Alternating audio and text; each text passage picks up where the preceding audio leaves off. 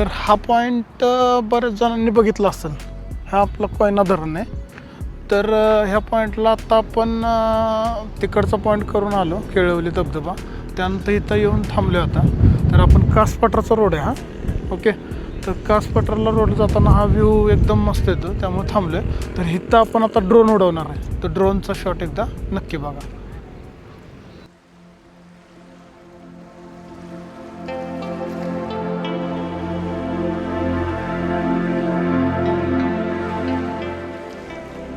कास तलावाजवळ पोहोचलो आणि काही मिनिटे इथेच थांबलो. पावसाळ्यात हा संपूर्ण परिसर इतका सुंदर दिसतो की कॅमेरा बाजूला ठेवून फक्त निसर्ग अनुभवासा वाटतो. शांत पाणी, हिरवे डोंगर आणि थंडगार वारं.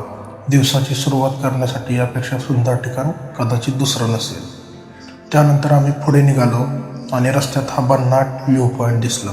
सहज गाडी थांबवली आणि समोर दिसणारं दृश्य म्हणून काही क्षण तिथेच थांबलो. दूरवर कोयना धरणाचा बॅकवॉटर, आजूबाजूला धुक्यात हरवलेले डोंगर आणि पूर्ण शांत असं वातावरण.